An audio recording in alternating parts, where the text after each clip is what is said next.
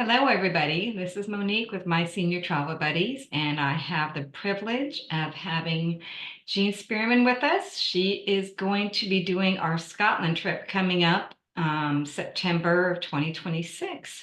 And she has put together a wonderful slideshow, and she is going to be explaining about this trip and getting you all excited to take this trip. So, without further ado, here she is.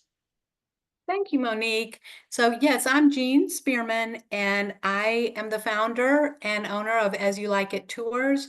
We specialize in tours for women in their generally in their 50s, 60s, 70s, and sometimes 80s. Sometimes we have younger women, but we have a great synergy with My Senior Travel Buddies because we have a similar demographic. And my vision for my company was to take small groups of 10 to 12 women for really special experiences where you're not on a bus with 80 other people and you're also not on your own trying to figure everything out. So Monique and I met and decided to plan a trip to Scotland next September. This trip is only open to people who are coming through Monique and My Senior Travel Buddies, and it has a max of 12 people, first come, first served, based on registering and paying your deposit. So I'm going to just tell you a little bit about my travel philosophy, then show you introduce you to my very special Scottish concierge travel tour guide, and then show you some photos of the things we see and do. Okay, Monique, can you advance the slide? Yep. Oh, go back one. Oh, one more. Sorry. Oh, Here we go. there we go. So these are the things that I think makes As You Like It Tours special. We are a local boutique travel company, not a chain. We travel with small groups of like-minded travelers. We curate our trips to cater to our clients' interests, and Monique and I have already been talking about what things we would want to include and not include that would work well for you all. And then we're avid proponents of slow travel, which does not mean that we go slowly and do nothing. It means that it's quality over quantity and that we go deep rather than broad, and we take time to savor and to explore and to enjoy instead of going frantically from place to place. We like to set a pace that we say is full but never frantic, and where your trip ends with you feeling restored and refreshed rather than exhausted. Next slide. So our travel approach is that we try to be travelers instead of tourists. We do go to some places that many tourists go to, but we do not just go from one tourist site or tourist trap to the next. We try to really get to know an area by going deep. Small groups, again, a maximum of 12. We have a lot of interaction with locals, which you can't have when you're in a group of 80. We establish a home base and take day trips out. So you are not packing and unpacking every day and moving to a new place. I have a wonderful expert local guide who is based in Scotland, born and bred Scottish. And we enjoy fresh, locally sourced food. We don't eat hotel meals with a big preset menu. We grocery shop, we cook. Sometimes if you want to, if you don't like to cook on vacation, that's okay.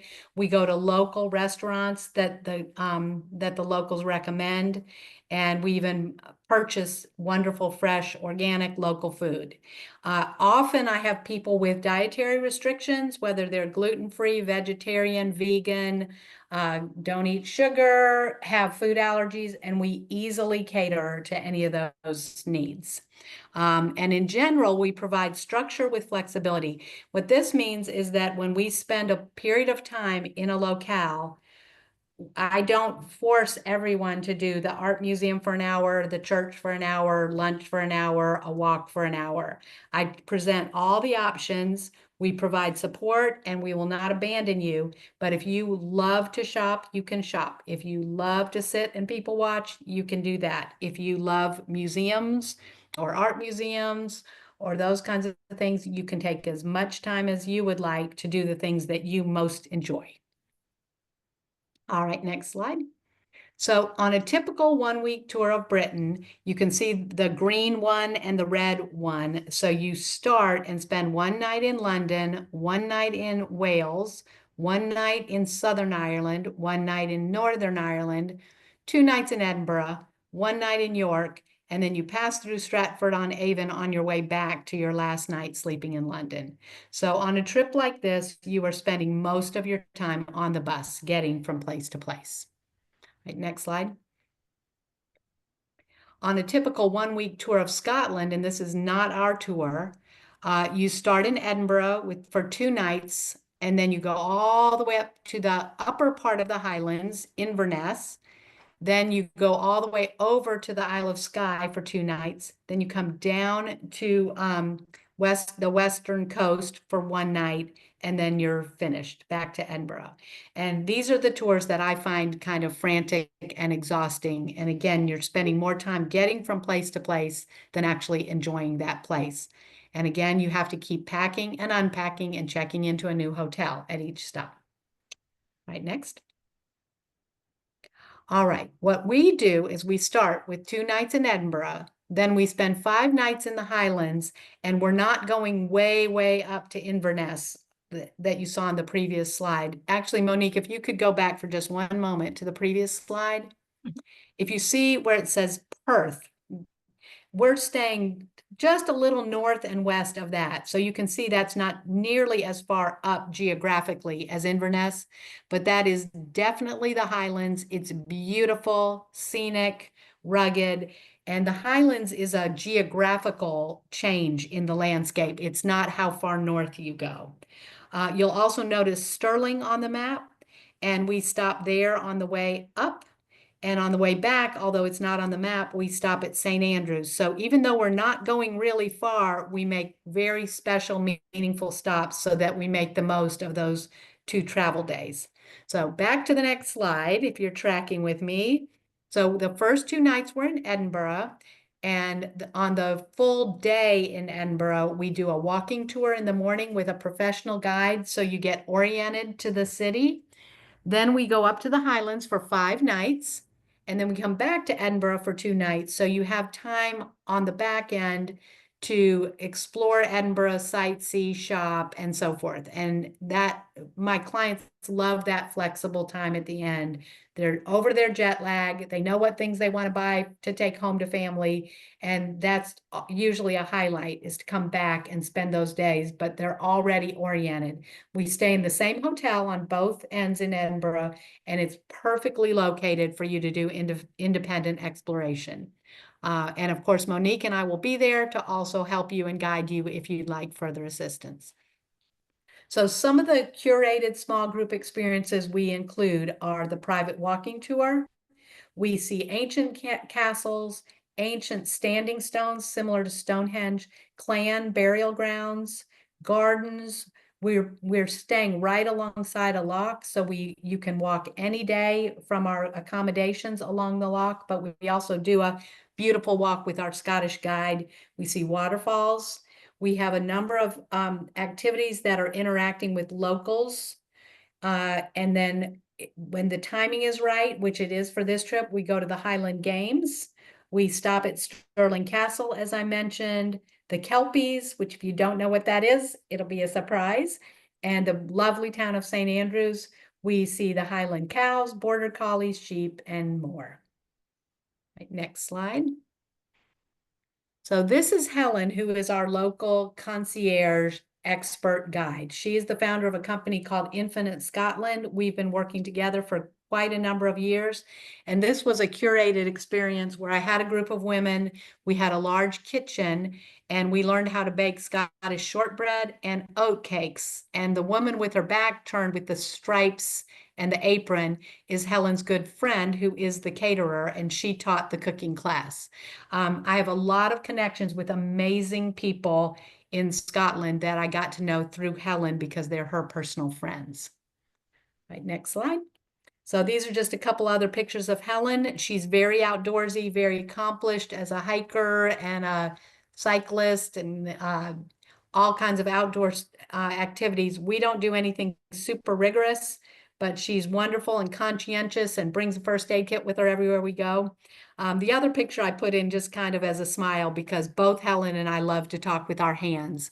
But she's standing there by a ruined castle and explaining about the life of the clans in Scotland. She is a walking encyclopedia of knowledge, but she's also the kindest, most friendly, most outgoing, most personable person you'll ever meet. She's just an absolute delight, and I can't wait to introduce all of you to her. Okay, next slide.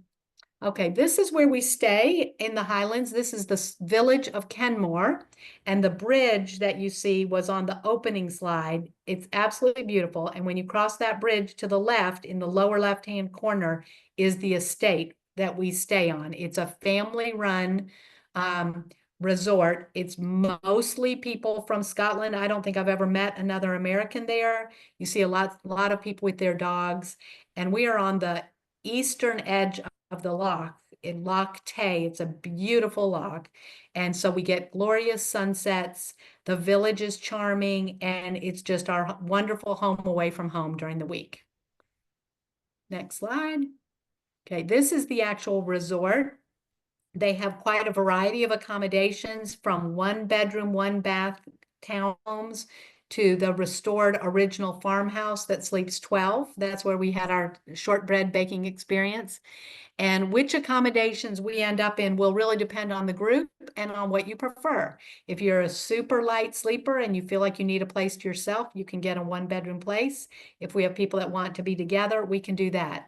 But whatever your accommodations are, it's double occupancy unless you pay a single supplement. And in the double occupancy bedrooms, there's always the option for twin beds and then a very nice ensuite bathroom. And again, I hope you're noticing the beautiful hills in the background and the loch and just the beautiful setting. In the very center, go up and then to the right where that sort of red building is, right there. That is a restaurant and a lovely gift shop, grocery store that we can use to get provisions for dinners. They have ready cooked meals they're not frozen dinners. They're made by locals. And there's a lovely restaurant there, and it's all just right here on on the estate of the property. All right, next. So this is a sample of one of the all the accommodations have a kitchen. This is a small one because this is probably a place that sleeps 2 or maybe 4. But even the small ones have a stove, microwave, dishwasher. There's also washer dryer. They all have a laundry room so you can wash clothes while you're there, which is really nice. And they all have a dining area and a comfortable living area as well. All right, next. This is a sample of the bedrooms. They vary in size and the different amenities, but you can see this is an example of a bedroom set up as a twin. And you can see it goes right out to a patio and a little private garden. Next. This is what most of the bathrooms look like. If you traveled to England in the 80s or 90s, the bathrooms were very kind of primitive. They've gotten very nice, and you can see this has a deep tub, but also has a shower over on the right-hand side.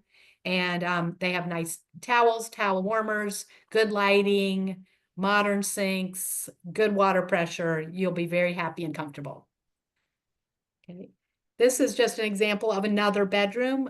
So you can see this bed is put together as a king, but if you look below, you can see that they can take that bed apart. It's a zip link, and they can set it up as twins. And part of the reason I wanted to show this is because on some tours, you're in bedrooms where literally you have 2 people and you can barely turn around. There's barely any room for your suitcases and so forth. And in general, the rooms here are very spacious. You can also notice there's a little balcony. This is up on the 2nd floor, and a lot of them have balconies. A lot of them have outdoor hot tub jacuzzis, little private patios. So it's just a lovely place to relax and unwind after we've done our day of touring. So these are some of the sites we're going to see. This is actually Edinburgh Castle, and Edinburgh is known for the Royal Mile, which has Edinburgh Castle at one end, which is sort of a fortress castle. and Holyrood Palace at the other end. It's literally a mile from one end to the other. Edinburgh Castle is where they have the royal tattoo that you may have seen on YouTube or on travel shows about Edinburgh. But it's kind of like a fortress type castle. And then Holyrood Palace is the royal family's residence in Scotland. And they are 1 mile apart on the Royal Mile. And the hotel we stay in Scotland, I mean in Edinburgh, is exactly halfway down the Royal Mile. So you can go half a mile down to the castle or half a mile in the other direction to Holyrood Palace, which is also near Arthur's Seat. And so we're perfectly situated in the old town of Edinburgh. And just as a sidebar, you can see the very rough stone below the finished walls of the castle. It's built on volcanic rock. All right, next slide. This is the Royal Mile. This is very close to our hotel. The little sort of crown-looking thing in the background is Giles Kirk Cathedral. That is where the Queen Elizabeth was laid in state when she was her body was being moved from Balmoral, where she passed away, back down to London. And one of the things I like about this picture is that if you go to Edinburgh in August, and then this street, you can't even walk down it. It's crowded. But by going in September, which is when this picture was taken of one of my clients, you can see it's much less crowded. Also, you can get out and enjoy the streets in the morning before we get off to our activities, or in the evening when we get back. And of course, it's much less crowded earlier in the day and later in the day. All right, next. So this is a very famous street in Edinburgh. Many people think that this was the inspiration for Diagon Alley in Harry Potter. And we go to a lovely restaurant on this street for dinner the first night. And it's just a very walkable, beautiful city. Next. This is Ruth, who I mentioned that we have a credentialed guide who does our walking tour. You can see again the small group, that's about half of my group, so everybody can see and hear. And she takes us into the little highways, byways, nooks, and crannies that you would walk past and never noticed if you are a typical tourist. But she points out all kinds of things that we can experience and appreciate. And Helen arranges the guides. We might not have Ruth for ours, but I've used 3 different walking tour guides of Edinburgh through Helen, and they've all been phenomenal. So next slide. There's another picture of Ruth. She's taken us into the behind a famous church, and Adam Smith, who's sort of the father of modern economics, is buried there. So we're standing near his tomb, and she's explaining that. Again, this is behind the church, and most people would walk right past the church and never even see this, but she's giving us all kinds of really interesting information. All right, next. All right, these are some dear friends of mine who traveled with me, and this is a wonderful restaurant in Edinburgh called The Dome. It's got tons of ambiance, and sometimes we have a meal there. They also do an amazing afternoon tea, and some of our meals are included and are structured, but then there are other meals where you can decide what you would like to do. And we talk about all that months before the trip, make recommendations. You can book tables in advance. And or enjoy some of these meals with our whole group. Next. Okay, on the way up from Edinburgh to the Highlands, we stop at Stirling Castle, and this is just a view from the parapets, I think they call them, looking down into the garden. That garden is actually beautiful. That picture doesn't really show it too well. And then you can see all the land beyond and the views that you get from the castle. And so we stop there and have time for you to individually explore both the exterior, the interior, get some amazing lunch, and it breaks up our journey between Edinburgh and the Highlands. We go about an hour and a half to get to Stirling Castle, and then about another hour and a half to the Mains of Taymouth that I showed you. All right, next. This is the inside of the castle. This is one of the royal bedchambers, and they actually have costume guides, sort of like in Williamsburg, Virginia. So as you go through the rooms, they will talk to you in character and tell you all about the castle itself. All right, next. All right. I mentioned that one of the things we love to do when we go is to attend the Highland Games. One of the great things about doing this with Helen again is that she knows exactly where you should be when to make the most of it. So this is the initial parade through town with the pipe bands at the Pitlochry Highland Games. And we were standing right along the sidewalk and got this great view of all the bagpipe bands going by. Right, next. They have competitions both for dancers, and this young lady is dressed actually to do her dancing, but she's not wearing her dancing shoes. She's also competing in the bagpiping, and it's just a wonderful experience to see all this. It's gone on for hundreds and hundreds of years, and there are many locals there. There are tourists there, but there are also so many locals, and you feel like you're experiencing part of the local culture. Right, next. This is one of the Highland Games where these guys are having a wrestling match. And then in the background, you can see guys that are throwing the heavy stones. They have the tossing of the caber. They have running races. It's just a full day. And of course, I like to listen to the people on the loudspeaker because they have these very thick Scottish brogues. And then there's bagpipe music in the background. And it's just a real taste of Scotland. Okay, next. These are just some of the people, spectators watching, and I just sort of, in a sneaky way, took a picture of this gentleman because I loved his kilt and his cap, and he just looked very quintessentially Scottish to me. Right, next. This is one of my clients with a little photo op with some of the people that were there for the Highland Games and Parade. Next.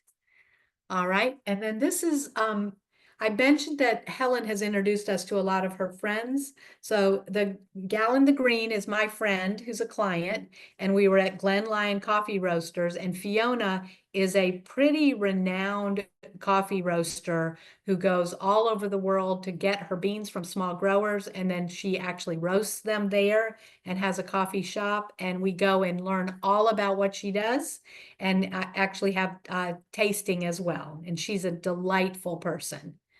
Okay, next. Along with her, the lady in the blue and green stripes is Charlotte Flower, who is a very well-known chocolatier, but she considers herself a forager first and a chocolatier second. So she she goes and gets her cocoa beans from small farmers in various parts of the world, but then she blends her chocolate with local botanicals that she forages around this area. So she has chocolate blended with raspberries, rose hips, pineapple weed, Sitka spruce, and she lets us taste the chocolate plain and then taste it enhanced with the botanicals, and she explains all her process. And it's just a lovely morning of coffee and chocolate and local people, and it's not a place that hardly any other tourists would go. Okay, next. This is another wonderful local experience we have. Helen is friends with the gentleman in the red. His name is Ross, and he has a restaurant pub, but in the back he has a smokehouse, and we take over the smokehouse, it's just our group, and Ross fixes these Scottish tasting platters for us with various types of smoked salmon, smoked cheeses, local sparkling wines, local non-alcoholic beverages. He fixes us salad, and we get to meet him, interact with him, learn about salmon fishing, about the smoking processes, not smoking, but smoking fish and cheese. And it's just a wonderful meal, but also, again, a wonderful experience of meeting locals. All right, next. In the town of Aberfeldy, which is very close to where we're staying, there actually is the Dewar's Distillery. It was started in this little town of Aberfeldy, and they do a wonderful distillery tour and then a tasting at the end. So these are three of my clients enjoying their wee dram of whiskey after the distillery tour. And this is also a place where we try to do as you like it. Some people say, I have no interest. I don't want to go into a distillery. I hate Scotch. And if the people that don't want to do this, we have other options. You can take a walk, a challenging walk to a waterfall, a walk through the town of Aberfeldy, which is Helen's hometown, and she will guide that walk and show you all kinds of things. But all these activities are as you like it. We hope you'll do them and enjoy them, but you can always opt out and do something else. All right, next. I mentioned that on the way back, we stop at St. Andrews. And St. Andrews is known for this bridge, Swilcan Bridge, and the old course, the birthplace of golf. The red building in the background behind the ladies' heads is in the movie Chariots of Fire. There's an opening scene where the men are running on the beach, and then they run up to this building. So that's a little noteworthy. But the town of St. Andrews is a beautiful, ancient university town. I think it was started in the 600s. Founded in the 600s. The architecture of the university is beautiful. The coastline and the water is beautiful. There are lovely shops, and we just have a ruined, there's also a ruined cathedral, and we just have a great time exploring the town of St. Andrews. All right, next. That's one of the buildings on the campus of the university with lovely bluebells in the foreground. Next. These are more, the flowers there are beautiful, and these are more of the historic buildings of the University of St. Andrews. They have, in my opinion, the best fish and chips in all of Scotland, and this is one of my clients enjoying the wonderful fish and chips there. And you have plenty of time. If that's not your cup of tea, no pun intended, there are cafes, there are sandwich shops, there are nicer restaurants, and you have enough free time and flexibility to eat where you'd like and explore where you'd like. Okay, next. This is actually along the waterfront, and I'm there on the end on the far left, and then Helen is the third from the left. So we are doing a walking tour, and she's taking us along the waterfront. The great thing about the walking tour is she gets us oriented to the whole little town of St. Andrews. So when you do go off for your own exploration, you are confident and comfortable, and we're always around if you want us to accompany you as you explore. All right, next. All right, these are just a few photos. We're almost done. These are just a few photos that my clients took on their phones. They've not been photoshopped or edited in any way, but it gives you a little preview and a taste of how beautiful the Scottish Highlands are. So there's an ancient stone wall, the sheep grazing, the loch, and then the hills in the background. Okay. This is one of those amazing sunsets that I told you about. This is just footsteps from where we stay at the Mains of Taymouth. And some of my clients came down to this same beach at night on one of the trips because they were able to see the northern lights. That was spectacular. Next.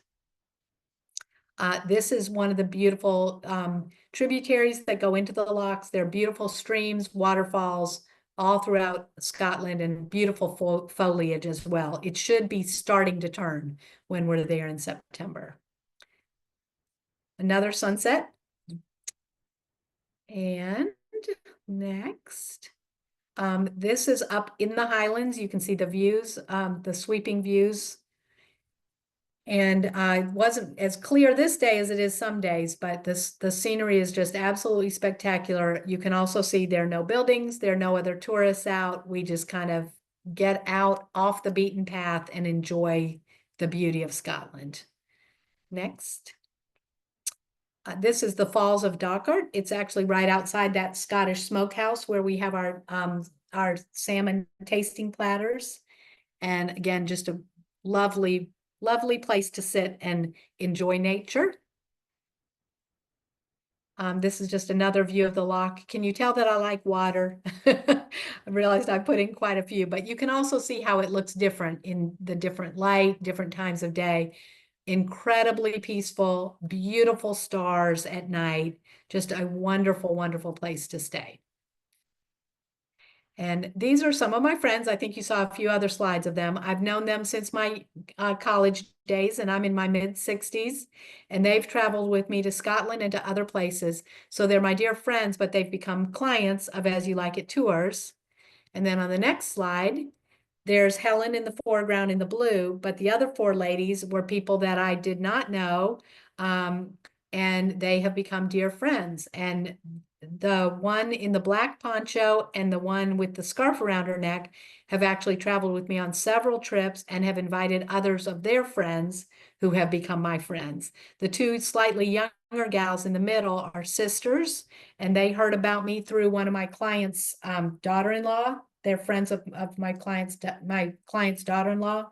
And they said, we really want to do a trip together. Are we too young? And I said, no, absolutely, come. And we had a great time. All these women bonded, and it was just an amazing trip.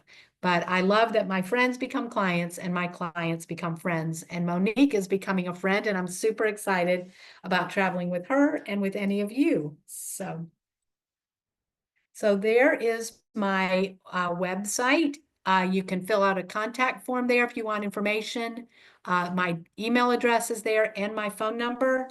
And if you are interested in snatching one of these spots, these 12 spots, get in touch with Monique. She will talk to you about next steps, or you can contact me directly. And by the way, this picture of Edinburgh Castle was taken by one of my clients on her phone from the window of a restaurant where we were having dinner. So these are the kind of spectacular, unexpected moments we get to enjoy. But thank you for your time, and I look forward to hearing from you, and I hope you will be able to travel with us to beautiful, magical, mystical Scotland.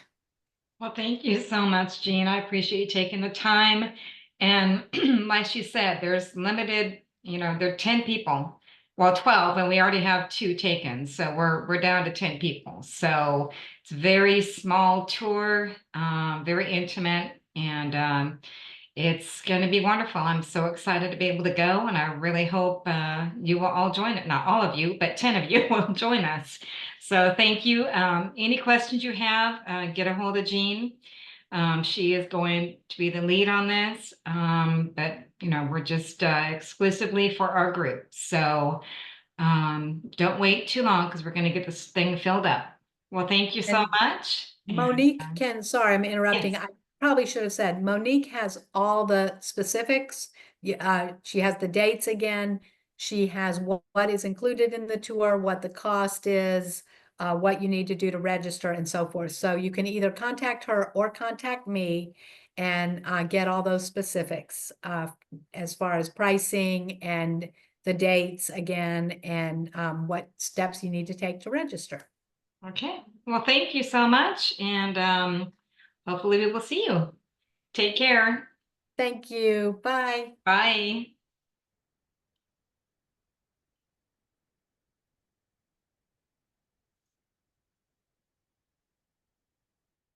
Hey.